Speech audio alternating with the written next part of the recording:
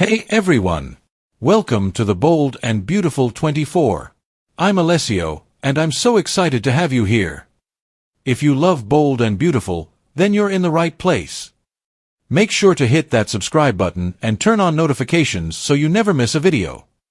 Alright, let's dive right in. The Bold and the Beautiful spoilers update for Tuesday, July 8th, reveals that Sheila Sharpe will experience her second toe loss while Hope Logan gets an emotional phone chat with Liam Spencer. At the beach home, Sheila will keel over now that the gun's been discharged.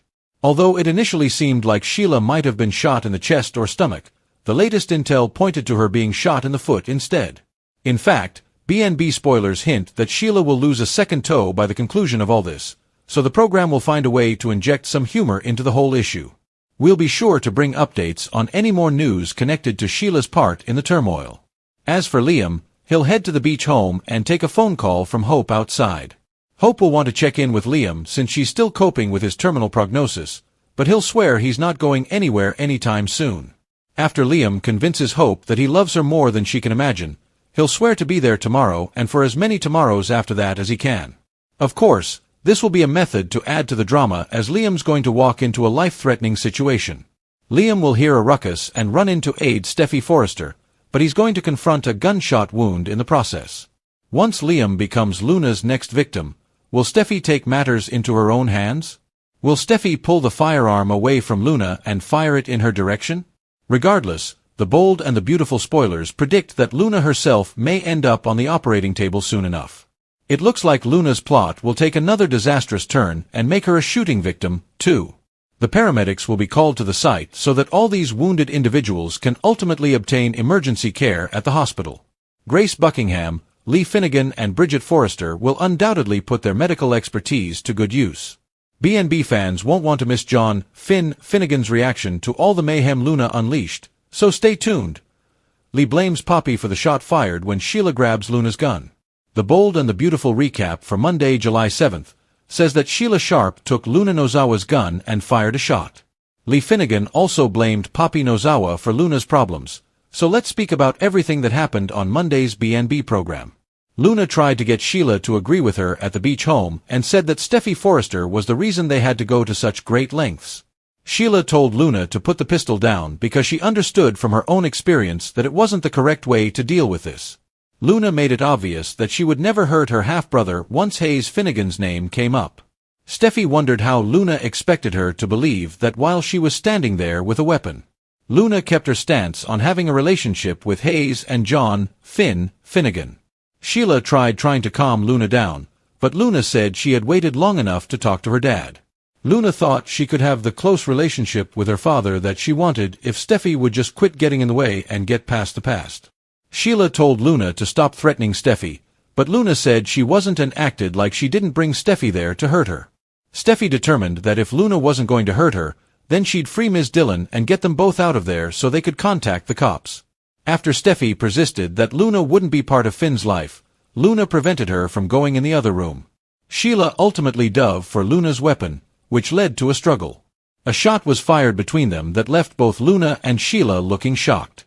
At the hospital, Lee blamed Poppy for Luna's awful childhood and felt her sister was the reason Luna turned into a monster. After Lee took pity on Luna slightly, she reaffirmed that Poppy fouled everything up for her and told Finn he wasn't at fault. At the Cliff home, Ridge Forrester, Taylor Hayes, Electra Forrester and Will Spencer all discussed Steffi's meeting with Ms. Dillon, which should have been over by now. Will and Electra got updates on the bizarre fortune teller origami as well as news on Ms. Sunshine being a helper at the art program. There was also some debate about Sheila visiting Taylor to sound the alarm about Luna. Ridge decided to let Deputy Chief Bradley Baker know about Sheila coming over since his priority was keeping his family safe. The Bold and the Beautiful spoilers suggest more Steffi shockers are going Ridge and Taylor's way soon, so stay tuned. Liam's rescue goes wrong, Bill has no excuses. The Bold and the Beautiful spoilers teaser video for the week of July 7th to 11th predicts that Liam Spencer's rescue will go awry and leaving Bill Spencer with no excuses after Luna Nozawa's rampage.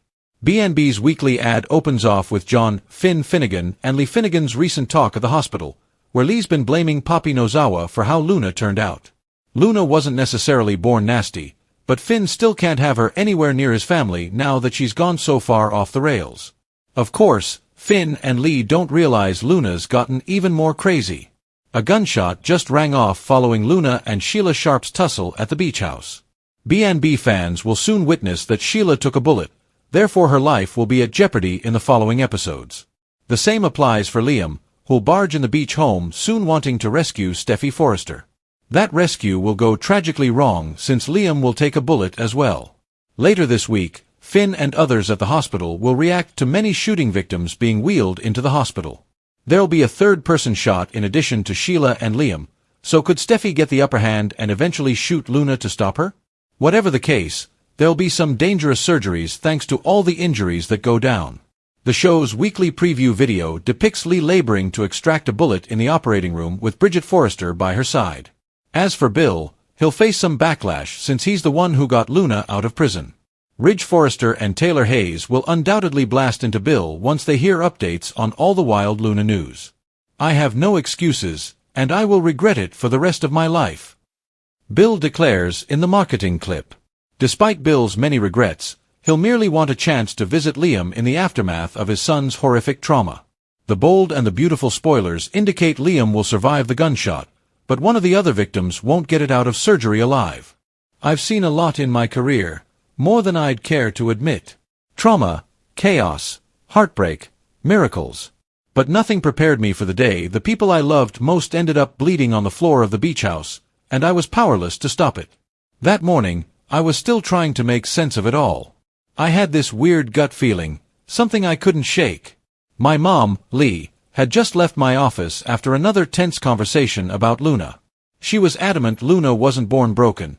She insisted that Poppy, Luna's mother, had failed her. That all the chaos we were watching unfold could be traced back to how Luna was raised. Maybe she was right. I don't know anymore. Luna was my sister. That truth still felt strange in my mouth, like a secret I wasn't supposed to say out loud. She came into our lives with so much hope in her eyes, wanting connection, love, a real family. But somewhere along the way, things got twisted. My mom told me, "She's dangerous, Finn." Not because she wants to be, but because she's desperate. I didn't want to believe her. Not then. But deep down I knew. I just didn't want to admit it. After Lee left, I got a voicemail. It was Sheila. Yes, that Sheila. Now, Sheila Carter and I have history. Complicated, messy, blood-soaked history. But this time, her voice on that voicemail wasn't wild or manipulative. It was scared. She was warning me about Luna. "Finn," she said, breathless, "you have to listen to me. Something's wrong with Luna. She's angry at Steffi. I think she's going to do something she can't take back. Please, just call me back. Please." I should have called her back right away. Instead, I stared at my phone, weighing whether this was another one of her games. By the time I decided to believe her, it was already too late. Outside the beach house, Liam stood in the soft sand, phone pressed to his ear. He was on the phone with Hope, trying to find strength in her voice, trying to feel like a man again after the hell he'd been through. His diagnosis was weighing heavily on everyone, but especially her. She didn't want to let go. She wasn't ready. "I'm not going anywhere," he told her gently. "Not today. Not tomorrow. As long as I've got breath in my body, I'll be here for you. For Beth. For all of you." Hope's voice cracked on the other end. "But what if tomorrow's the last one?" Liam didn't have an answer. None of us did. But he tried to soothe her. That's what Liam always did. He protected the people he loved, even when it tore him apart. Back inside the house, chaos was unraveling. Luna was standing there with a gun in her hand, aimed right at Steffi. The woman I loved. The mother of my child. And right behind her was Sheila. Bleeding. Again. Sheila had tried to stop Luna. It was almost surreal, seeing her actually jump in front of danger to protect someone else. She grabbed at the weapon, and in the struggle, a shot rang out. She went down, hard. At first, everyone thought the worst. For a split second, it looked like Sheila had taken the bullet straight to the chest. But somehow, fate decided to spare her heart. It hit her foot instead, her other foot, of all things. The same woman who lost a toe not long ago, lost another one in that moment. And yes, I'll admit, part of me thought, only Sheila could survive 2 toe amputations and still manage to be the loudest voice in the room. Steffi dropped to her knees beside Sheila, trying to help. She was shaking. Her voice echoed in the open space of the beach house. "You shot your grandmother!" she screamed at Luna. Luna looked hollow. Not like herself. That sweet, uncertain young woman who once begged to know her father, she wasn't there anymore. What stood there now was someone undone by pain, by rejection, by desperation. "This is your fault!" Luna shouted. Her hand trembled, the gun still pointed at Steffi. "You took everything from me." Steffi reached for her phone, whispering she was calling for help. Luna snapped. "Put it down." "No." She had no idea what she was doing anymore. She said she wasn't there to hurt anyone. But the blood on the floor said otherwise. The fear in Steffi's voice made it clear. Intentions didn't matter anymore. The damage was done. "I'm not a monster," Luna whispered, tears foaming. "I just wanted a chance. I waited my whole life for a dad, and you kept him from me." "You brought a gun," Steffi replied, her voice steady now. "That's not how you ask for love." And then, Liam walked through the door. He heard the shouting, saw the blood, and knew what he had to do. Without hesitation, he lunged at Luna, trying to wrestle the gun from her hand. Another shot fired. And Liam collapsed. When I got the call, my heart stopped. I raced to the beach house like my life depended on it, because it did. Steffi's life. Liam's. Luna's. I didn't know what I'd find, but I feared the worst. I arrived to a scene I'll never forget. Liam was on the floor, bleeding. Steffi was beside him, sobbing. Luna was standing in shock, and Sheila was still conscious, somehow, gripping her foot and cursing through the pain. Steffi was trying to keep Liam awake, pressing towels to his wound, whispering his name over and over. I dropped beside him and took over. His eyes flicked open for a second, just long enough to whisper, "Steffi, safe." Then he slipped out of consciousness again. Steffi looked up at me, shaking. "He saved me," she said. "He took the bullet." Sheila, still grounded and groaning, said it too. "He saved us both." I could hear sirens wailing in the distance. And then, another shot. I turned. Luna was holding the gun again. But this time, it slipped from her fingers. She'd been hit. Steffi stood behind her, arm extended, face pale as death.